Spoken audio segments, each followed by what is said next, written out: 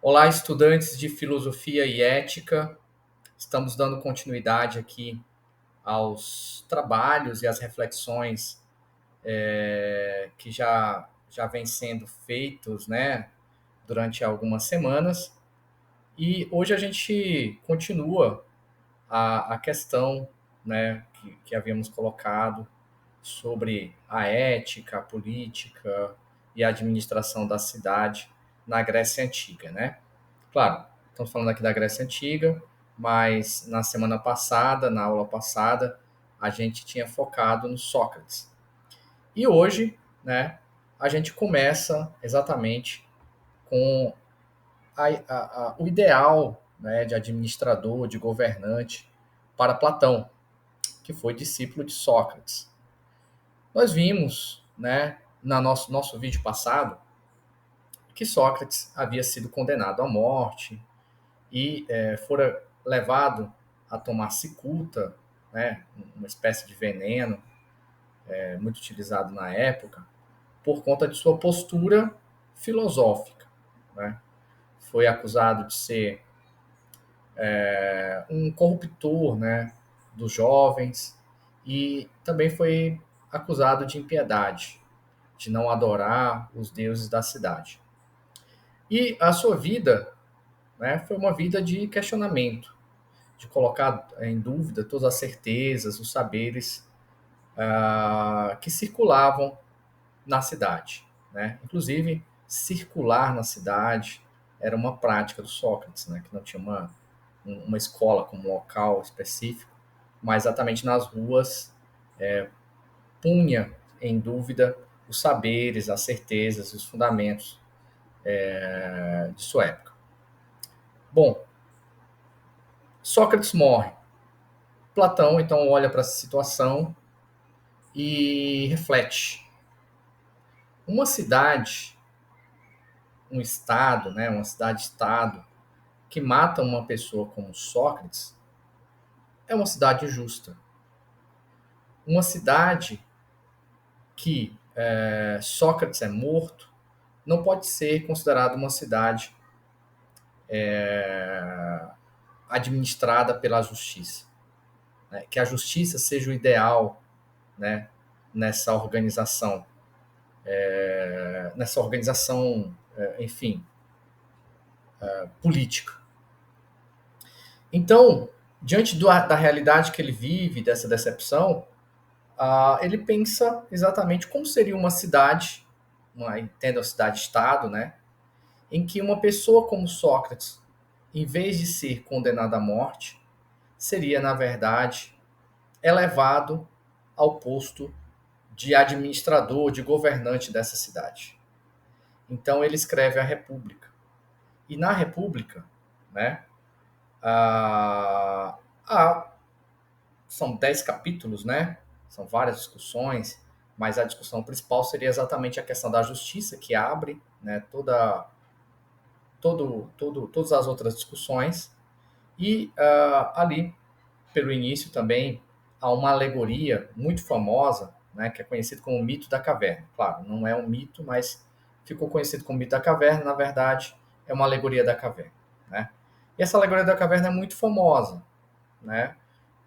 Sócrates, né, a personagem principal do livro de Platão, pede que imaginem uma situação tal, né, em que algumas pessoas, durante toda a sua existência, desde o nascimento, viveram acorrentadas no fundo de uma caverna. Uma caverna que tinha, inclusive, um aclive, né? Eles ficavam no fundo da caverna e lá estavam acorrentados, virados para a parede da caverna. E, durante toda a sua vida, a única coisa que eles viam eram sombras e ruídos. E essas sombras projetadas, né, que eles não sabiam que eram projetadas, mas que estavam lá na, na parede, que se movimentavam e que se misturavam com os ruídos que vinham de fora, eles consideravam a verdade das coisas. E discutiam em torno delas, e tomavam decisões em torno delas, e falavam delas como se fossem verdades. Mas eram as sombras. Até que um dia, por algum motivo que não é bem explicado, alguém consegue se desvencilhar das suas correntes e faz um caminho de elevação, de saída da caverna. No primeiro momento, essa pessoa fica meio cego, porque durante toda a sua vida os seus olhos foram acostumados com a escuridão, e aí, de repente, ele vai acostumando seus olhos com a claridade, vai abrindo aos poucos os olhos, vai vendo as primeiras coisas, as pedras, as plantas, enfim, tudo que estava ali. Conforme os olhos vão se acostumando com a claridade, ele vai conseguindo elevar esse olhar, até que ele mira o sol. Quando ele mira o sol, então ele vê, ele entende que ali é a verdade. Que tudo surge, que as sombras surgiram dessa claridade. Que as coisas que ele vê surgem por essa luz que dá a forma para tudo que existe. E então ele volta, né, para a caverna e tenta explicar para os seus companheiros que ainda estavam acorrentados que aquelas sombras não eram verdadeiras, que toda a vida deles foi uma ilusão, porque seguiram as sombras, discutiram em torno das sombras, e tenta libertá-los. E aquelas pessoas, não entendendo esse discurso, achavam que essa pessoa estava louca e o matam. Enfim, essa história que eu resumi aqui, que é muito conhecida, né, a Alegoria da Caverna, penso que vocês já escutaram ela por aí também, está na República e tem vários sentidos, né?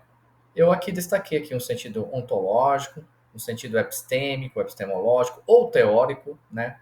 Poderíamos chamar de teórico também, e um político e ético, que é o que interessa mais às nossas discussões da nossa disciplina. O sentido ontológico. O sentido ontológico é como é a realidade, né, dentro dessa alegoria da caverna. A realidade na alegoria da caverna é o próprio sol. Enquanto a pessoa não consegue enxergar, ver o sol, entender que o sol é a verdade de tudo que existe, é o que nos faz ver as coisas como elas são, e nesse sentido aqui é o que faz surgir, inclusive, né, até no sentido de natureza, no sentido grego de physis, né, que é ao mesmo tempo aquela matéria que compõe todas as coisas, mas é aquele princípio que faz surgir todas as coisas, né? Então, em Platão é o sol, é a luz. E as sombras é o não, são as ilusões. O sol é o ser, é aquilo que é aquilo que é a própria existência, é o que fundamenta a própria realidade da existência, né? E as sombras é o não ser, é aquilo que existe como uma não existindo, né?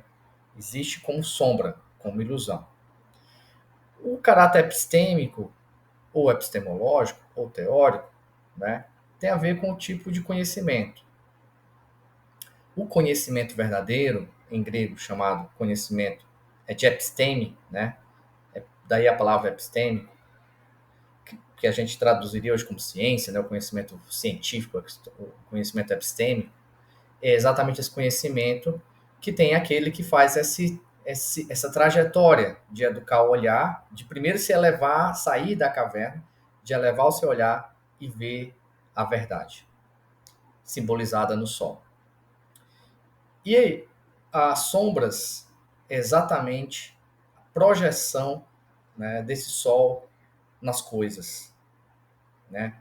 Mas não enquanto eu posso ver as coisas como elas são, iluminadas pelo sol, mas enquanto elas escondem, né, ou projetam aquilo que não foi iluminado pelo sol.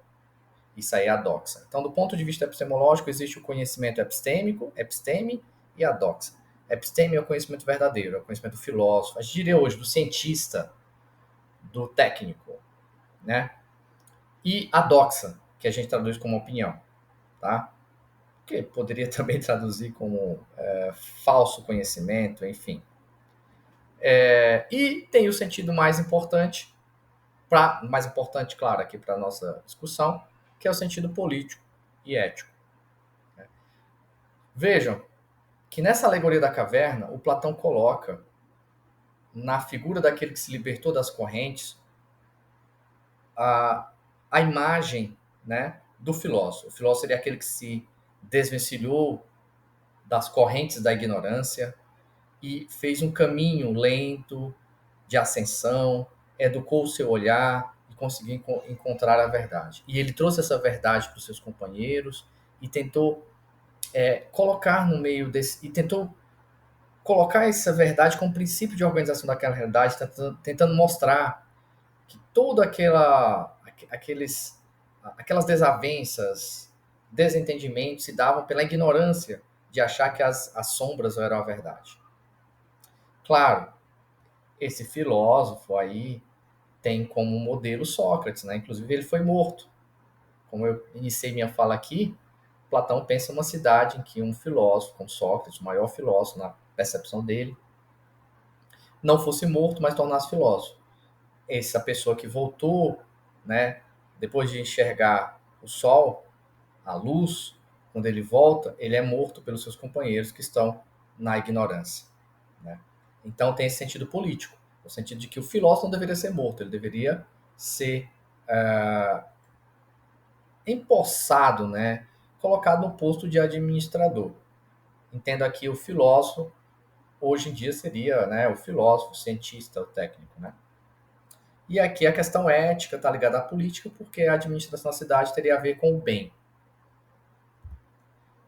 A administração e justiça, né? Então, essa alegoria mostra um pouco, né, uma cidade que se governa pela ignorância, pelas opiniões aqui representada, pela doxa, né, representada pelas sombras na alegoria da caverna, é uma cidade que, em vez de reconhecer e promover aqueles que conhecem, né, que têm um conhecimento apropriado para governar a cidade, na verdade os matam, como fez com Sócrates. Então, Platão pensa como administrar uma cidade de maneira justa, né? Que pessoas como Sócrates não sejam levados à morte, mas sejam elevados à administração da cidade, né? E a primeira questão que ele coloca no livro 1 é o que é a justiça. Depois de muitas discussões, ele vai entender que a justiça é cada um, o modelo da justiça é a natureza, né? Então, portanto, uma cidade justa seria aquela que cada um exercesse a sua função de acordo com aquilo que ele foi chamado por natureza. Porque na percepção de Platão, há pessoas que têm vocação para a vida pública, há pessoas que têm vocação para o trabalho de segurança do exército, e há pessoas que têm aptidão, né, para trabalhar com comércio, com a produção e com artesanato, né? Por natureza, há pessoas aptas para certas funções e quando essas pessoas que são aptas para certas funções exercem outras, há um desequilíbrio e a injustiça de tal modo que ocorrem situações como como a situação lá da alegoria da caverna, né? Aquele que vem falar da verdade é morto. É como ele classifica então os seres humanos como isso, né? Existiria como se fosse uma raça de ouro, de prata, de bronze, né? O de ouro, o governante, administrador por excelência, de prata, exatamente o exército, e de bronze seriam todos aqueles que estariam na produção, no artesanato, no comércio, enfim, né? Para Platão, a distinção de natureza se daria pela educação, né? As pessoas se submeteriam a um sistema de educação e esse sistema de educação iria selecionando, né? É claro, naquela época ele pensava numa espécie de escola, né, que todas as crianças fossem cuidadas em tempo integral e cuidadas por todos da cidade, né? Não teria um momento com a família e um momento fora, seria tudo cuidado juntos, né? E seriam submetidos a uma série de matérias, digamos assim, de atividades, né? Aqui entra a música, geometria, os exercícios físicos. Então, todos aqueles que iam estudando a literatura, né? A música, a geometria, que fosse destacando, né? Iam sendo separados. E daqueles que foram separados, né? Que chegaram à música, à geometria, as artes marciais de guerra com excelência, daqueles sairiam exatamente aquele que administraria a cidade, ou seja, o suprassumo da educação, aquele que chegou ao suprassumo da educação, o melhor dos melhores seria aquele que deveria governar a cidade, melhor dos melhores no sentido do conhecimento aqui, né? E para o Sócrates, portanto, para Platão melhor, né? Claro, Sócrates é a personagem dele. A justiça aconteceria quando exatamente essa pessoa que se destacaria pela educação, pelo conhecimento verdadeiro, epistêmico, científico, né, governasse a cidade. Qual o problema em relação a isso? Primeiro, o problema que a gente enxerga é uma confusão entre o bem e a verdade, né? Então, eu conheço a verdade, logo eu faço bem. Como se a esfera da verdade se confundisse com o bem, né? Com a moralidade.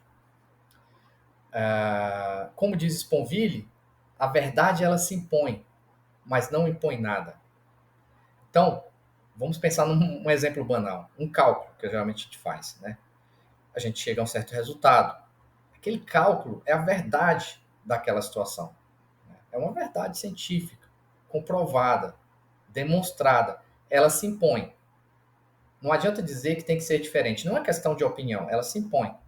Porém, ela não impõe nada. A partir daquela verdade, eu não posso dizer como deve ser a vida das pessoas, a vida da cidade. Esse exemplo banal, a gente pode levar para vários outros caminhos, né? Da matemática, a gente pode pensar para a economia, para a contabilidade, para a física, para a química. São ciências que lidam com regimes de verdade, com a produção da verdade. E a verdade, ela se impõe, porque eu posso demonstrá-la, mas ela nunca deve impor nada. Para Platão, é o contrário, né? O filósofo, naquela época, ele dizia, mas o filósofo ele tem um conhecimento da episteme, episteme é trazida como ciência, né? Então, hoje em dia, ele diria, o cientista, o técnico, é que deveria governar a cidade. E não qualquer um, o melhor dos melhores. É como se dissesse, para ser o prefeito da cidade, ou o secretário da fazenda, enfim, do Estado, teria que ser um economista, teria que ser, enfim.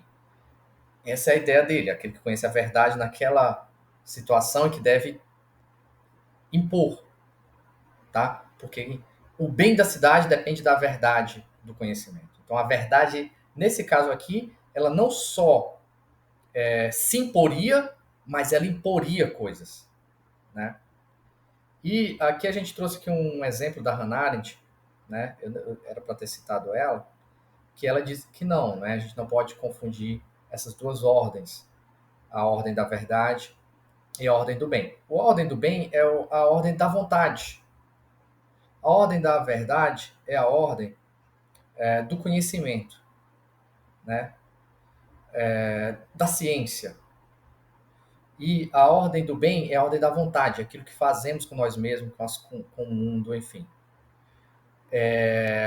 Quando a gente diz que o bem e a verdade se confundem, ou a gente entende como Platão que o cientista e o técnico é que devem governar, a gente está entendendo, né, que a cidade deveria ser uma hierarquia, né, muito rígida e que não deveria haver debate sobre o que fazer, sobre os rumos da cidade. Ou seja, porque o debate ele pressupõe opiniões.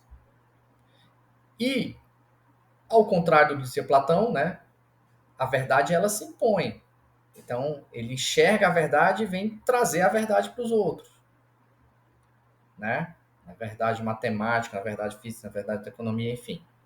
Ele traz a verdade. Então, não tem que discutir. Tem que se colocar em prática, tem que se obedecer. Ah, na nossa história, a gente tem como exemplo os totalitarismos. Totalitarismos, né? O que caracteriza o totalitarismo não é tanto a violência, mas exatamente essa pretensão de ser um governo fundado na verdade, porque é um governo baseado numa doutrina, né? Numa ideologia, né? Seja da raça, da história, né? A raça superior, no caso da Alemanha, da história, no caso do Joseph Stalin na União Soviética, Então, o regime totalitário ele começa exatamente com essa pretensão da verdade. Alguém já falou, né, que o totalitarismo começa com dogmatismo, porque ele pretende que o poder que ele exerce e impõe não é para discutir, porque alguém conhece essa verdade, está tentando colocar essa verdade como um princípio de ordenamento justo na cidade, né? Começa com a verdade, né? Entendendo que a verdade é que justifica o seu poder. E ele acaba com o sofisma. Não acaba com o sofisma, né? Acaba sofismando. Começa sendo dogmático e acaba sendo sofista. Acaba sendo sofista porque chama de verdade tudo aquilo que justifica o seu poder. E aí, a verdade, geralmente, nesse caso, o totalitarismo sempre vem junto com a violência. Porque não se discute a verdade, tem que se impor. E aqueles que são contra a verdade estão indo contra a cidade, o bem, enfim. Pessoal, então essa é uma pequena reflexão, né, dando continuidade aí às nossas reflexões, né, que começamos aí há um tempo, e tenta ilustrar um pouco, esclarecer um pouco essa relação da administração justa no Platão. Tá? Espero ter ajudado. Qualquer dúvida, temos alguns canais aí de e-mails, WhatsApp, que a gente pode dar suporte, tá bom? Grande abraço e bons estudos, bom trabalho.